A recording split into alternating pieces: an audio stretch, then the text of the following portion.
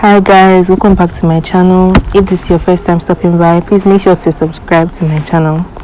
So today I'm using this means like the voiceover because this was basically just a message that Holy Spirit instructed me to put out, and I might be doing some of my videos like this now because there are a lot of messages and there's just not always time to actually make a video, so this is more convenient. So basically he was speaking to me about dominion. Okay, wow. Anyway, he was speaking to me about dominion over strongholds, and so this was a dream that I had a while back, and the Holy Spirit just brought it back to my memory. And so I'm going to say the dream, and he also gave me a Bible verse, so I'm going to read that after I say the dream. But first I'm just going to say the dream. So at first in this dream I was at an event with a friend. Then I decided to leave that event and go to another one at a different location. So when I got there, the place was locked and it was also packed. So the friend and I, we decided to find another entrance to the event. So we decided to go downstairs, and I was holding a bag. So when we got there, there was a line and there was like security at the entrance to the event. So it was like a side-by-side line. I was on the left side of the line, and then the other people on the right side. So the people on the right side were going in first. So while they were going in, the security was like checking people going in. So there was this girl, and she just dragged my bag from me, like she took my bag from me. And I was like, give me back my bag. Everybody around was just acting like they were not seeing. People were just completely ignored what was happening. The girl herself, like basically pretended like she wasn't even hearing me.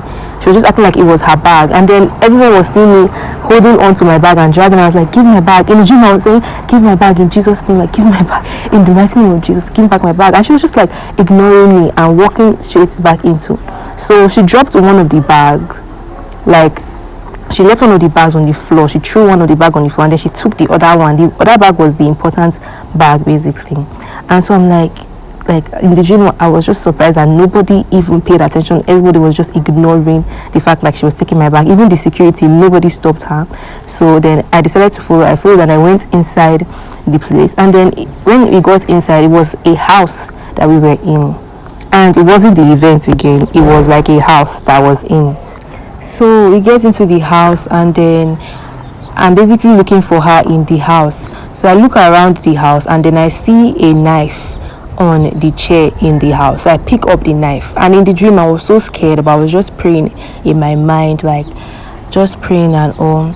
And then it felt like I was in a movie at a point. I just had this kind of knowing, like, okay, so this is how it is in movies when they're like looking for the person in the room and everywhere is quiet, you know. But it was so much more intense than it actually looks. I'm like, so wow, this is how it feels. So I just like held the knife and I was turning around, like not knowing exactly where she was going to come from. So turning around and just still praying, then she just comes in front of me, and then I like stab her forehead in the dream. It was a very weird spiritual experience because she didn't look like her normal self. She looked different, and then she transformed into another form. Like she changed into a different form. Basically, that wasn't her real form. She changed into a little boy.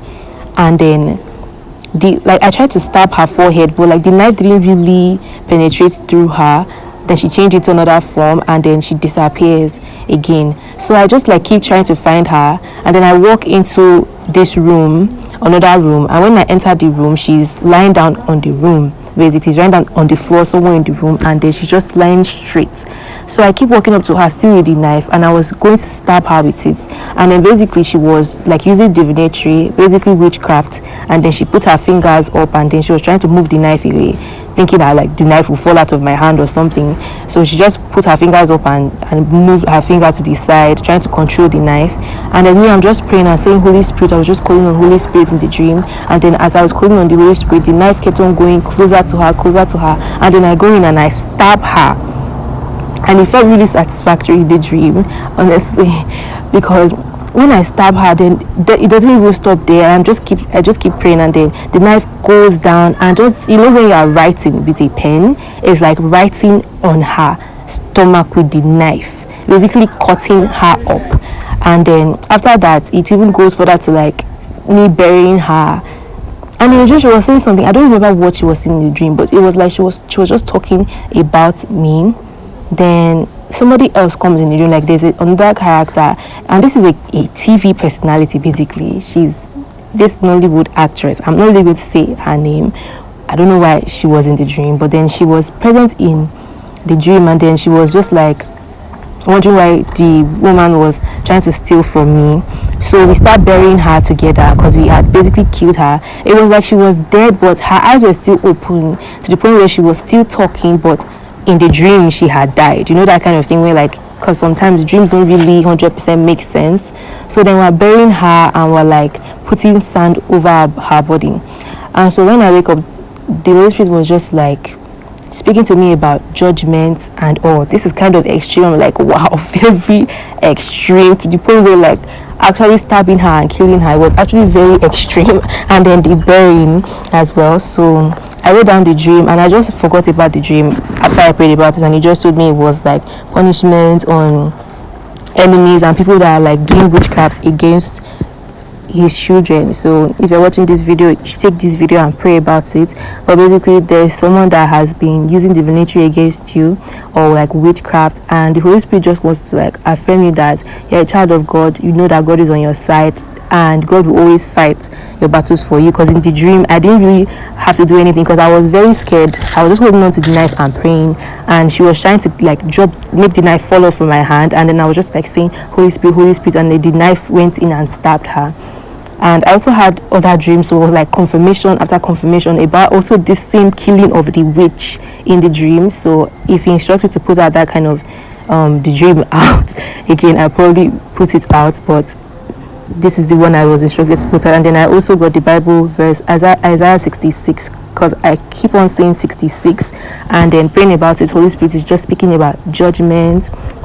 And this is what he meant when he said dominion over stronghold. So basically anyone using witchcraft against you. So take this message to God and pray about it. This message is for you, but like there's no need to be scared because Jesus is always fighting our battles for us. So I'm just going to read the verse, and it's kind of long, but I was instructed to read everything, so I'm going to read everything. So this is Isaiah 66. The Lord says, heaven is my throne and the earth is my footstool. What kind of house then could you build for me? What kind of place for me to live in? I myself created the whole universe. I am pleased with those who are humble and repentant, who fear me and obey me. The people do as they please. It's all the same to them whether they kill a bull as a sacrifice or sacrifice a human being, whether they sacrifice a lamb or break a dog's neck, whether they present a grain offering or offer pig's blood, whether they offer incense or pray to an idol. They take pleasure in disgusting ways of worship, so I will bring disaster upon them, the very things they are afraid of, because no one answered when I called or listened when I spoke. They chose to disobey me and do evil. Listen to what the Lord says, you that fear him and obey him, because you are faithful to me. Some of your own people hate you and will have nothing to do with you. They mock you and say, let the Lord show his greatness and save you, so that we may see you rejoice. But they themselves will be disgraced. Okay, so this mocking thing was referring to like me saying, give my bag in the mighty name of Jesus, and like not really doing anything to get the bag. I was also trying to drag it from her, but she was basically ignoring me until I went in and like literally killed her. So going on, it's not actually funny. I don't know why I was laughing about the dream, but like I was just so surprised of like, wow, very extreme, because but God also wants us to rejoice over the punishment of our enemies. I haven't really seen anything like that in person, but it was just basically telling me in the dream that this is what is coming upon whoever is like doing this to you. So there's no need to be scared about it. I'm just going to keep reading. Okay, this is verse 6. Listen, that loud noise in the city, that sound in the temple, is the sound of the Lord punishing his enemies. My holy city is like a woman who suddenly gives birth to a child without ever going into labor. Has anyone ever seen or heard of such a thing? Has a nation ever been born in a day? Zion will not have to suffer long before the nation is born. Do not think that I will bring my people to the point of birth and not let them be born. The Lord has spoken. Rejoice with Jerusalem, be glad for her, all you that love this city. Rejoice with her now, all you that have mourned for her. You will enjoy her prosperity like a child at its mother's breast. The Lord says, I will bring you lasting prosperity. The wealth of the nations will flow to you like a river that never goes dry. You will be like a child that is nursed by its mother, carried in her arms and treated with love. I will comfort you in Jerusalem as a mother comforts her child. When you see this happen, you will be glad. It will make you strong and healthy. Then you will know that I, the Lord, help those who obey me, and I show my anger against my enemies. So whoever is your enemy is an enemy of God. So the Lord will come with fire. He will ride on the wings of a storm to punish those he is angry with. By fire and sword, he will punish all the people of the world whom he finds guilty, and many will be put to death. The Lord says, the end is near for those who purify themselves for pagan worship, who go in procession to sacred hills, who eat pork and mice and other disgusting foods. I know their thoughts and their deeds. I am coming to gather the people of all the nations. When they come together, they will see what my power can do, and will know that I am the one who punishes them. But I will spare some of them and send them to the nations and the distant lands that have not heard of my fame or seen my greatness and power, to Spain, Libya and Lydia, with its skilled archers, and to Tubal and Greece. Among these nations they will proclaim my greatness. They will bring back all your fellow Israelites from the nations as a gift to me. They will bring them to my sacred hill in Jerusalem on horses, mules and camels, and in chariots and wagons, just as Israelites bring grain offerings to the temple in ritually clean containers. I will make some of them priests and Levites, just as the new earth and the new heavens will endure by my power, so your descendants and your name will endure.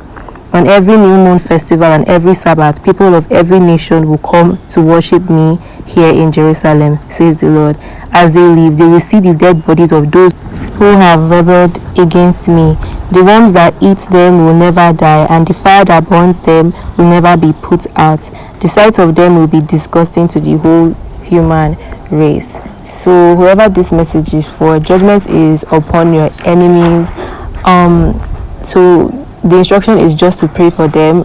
I would never wish anybody death. So when I woke up, I basically prayed for these people, and I just pray for their forgiveness, because whatever God wants to do, nobody can actually stop his wrath, and he sees all things, so he will judge accordingly to whatever it is that they have done against you. So basically the message was about someone using divinatory and witchcraft against you in some way, and the Holy Spirit is just letting you know that you are safe as long as you are a child of God. So just keep praying for them. Pray against the witchcraft, and do not be surprised if you hear a news about someone that,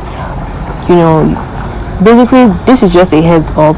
Just pray for the persons, because God's judgment is upon these people, and do not rejoice over their downfall and all, because as a child of God, God doesn't want us to do that. Leave judgment into his hands, because no matter the revenge that you even have in mind, God's revenge is always more severe. So the instruction is to just pray for these people, and that's all I have for you. You can read the 66, Isaiah 66, and just ask the Holy Spirit to speak to you on what to do concerning this judgment, because it's definitely coming, and it's coming sooner than you expect it. So thank you guys for watching this video. Make sure to subscribe, and don't forget to pray about this message, because this prophetic message might not be for everybody watching. So make sure to take it back to Jesus and ask the Holy Spirit if the message is for you or not. So that's all I have for you. Thank you for watching. See you guys in my next video.